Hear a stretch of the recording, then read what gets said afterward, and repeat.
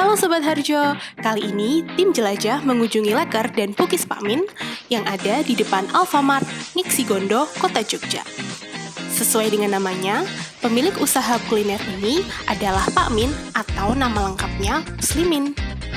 Nah, untuk mengetahui lebih jauh tentang kue leker Pak Min, tonton terus Jelajah Kuliner Merawat Masakan Warisan Leluhur yang dipersembahkan oleh Harian Jogja dan disponsori oleh Badan Otorita Borobudur dan Alfamart.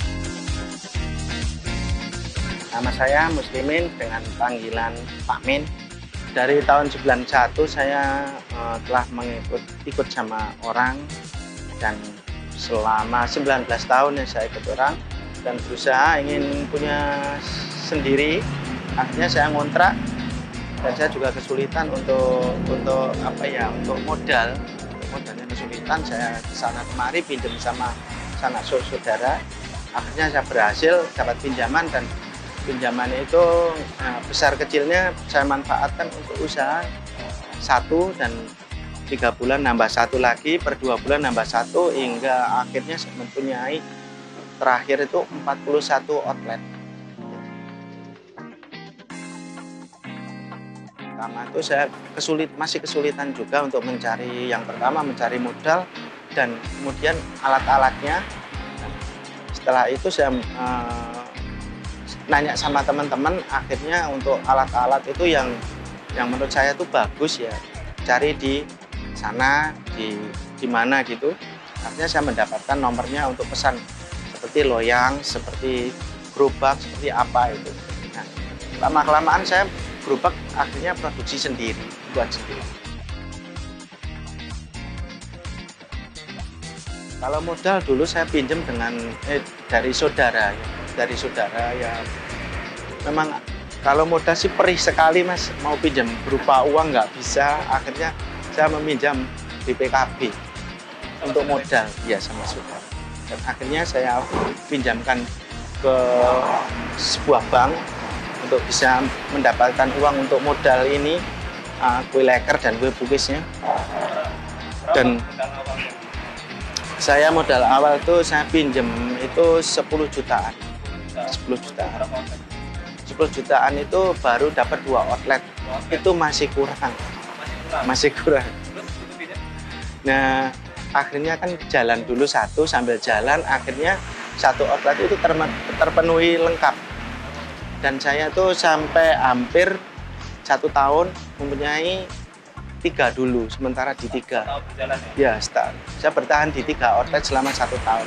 Nah, setelah menginjak ke tahun yang kedua, itu saya alhamdulillah mulai berkembang. Jadi tiap 2 bulan sekali, tiap 3 bulan sekali saya bisa mengeluarkan 2 atau 3 unit gerobak ya. Sampai pada akhirnya mempunyai 41.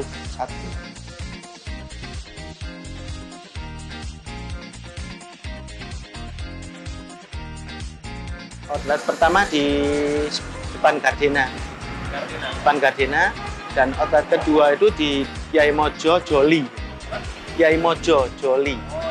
Ya, dan yang ketiga itu di depan Pasar Pasti, itu selama 1 tahunan.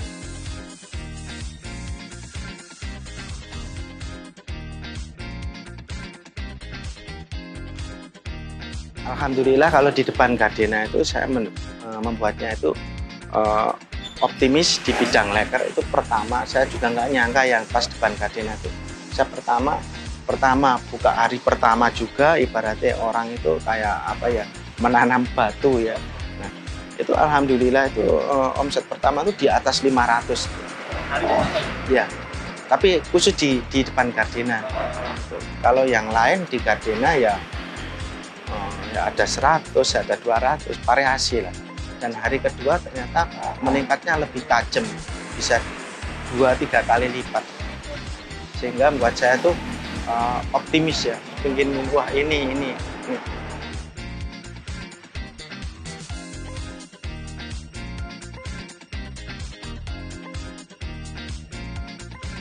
Sebelum pandemi saya juga mengalami collab ya, ada juga.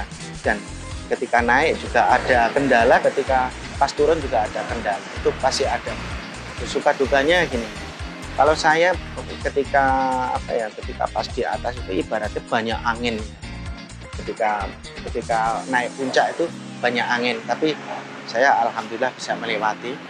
Dan ketika ya pas collab juga ibaratnya teman, sanak saudara boro-boro mau mendekat ya, mau minta tolong aja susah. Tapi saya bukannya nggak suka, bukannya apa, tapi tetap saya rangkul orang yang pernah dulu saya minta tolong tapi menjauh atau malah gini, tetap sampai saat ini masih tak rangkul. Saya hampir 1 tahun, ya hampir 1 tahun. Saya menurut saya karena saya Muslim ya tetap wirid kuatnya aja, wirid kuat. Alhamdulillah bisa melewati semuanya. Waktu kondisi itu outletnya waktu masih berapa? Waktu dari 41 sampai 27. Ya. Gara-gara itu kan? Ya. Nah setelah bertahan 27 ini datanglah COVID. Sebelum COVID ini saya sudah merasakannya, ada tanda-tanda apa gitu. Seperti apa ini menurun. Berbagai cara sudah dilakukan ya. Seperti halnya produk kualitasnya dibaikin tapi masih tetap sama karena yang namanya nggak kelihatan itu memang susah. Tapi ternyata wirid itu bisa memenangkan segalanya. Kalau menurut saya. Tapi alhamdulillah ini Mas, di Alfamart ini alhamdulillahnya gini Mas, Alfamart itu sangat bijaksana. Saya ketemu dengan Bu Okta dengan mengajukan berbagai kalau menurut saya kritik ya.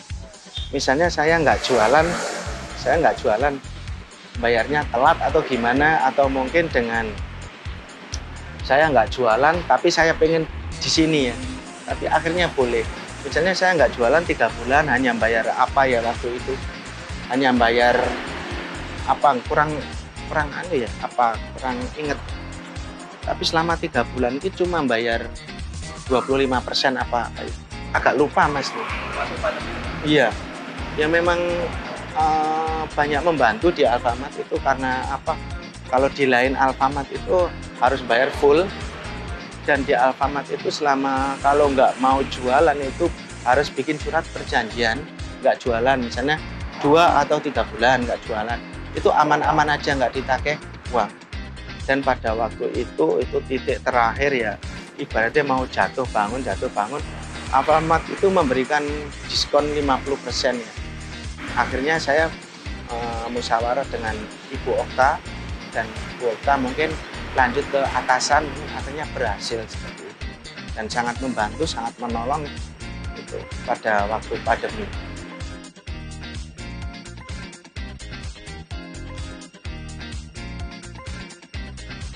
Bagi teman-teman UMKM, mungkin juga teman-teman saya atau saudara-saudara yang jauh di sana, jika mau usaha jangan pernah takut gagal ya, jangan pernah takut gagal, karena kegagalan itu awal dari kesuksesan. Dan jangan pernah menyerah, teruslah berjuang meskipun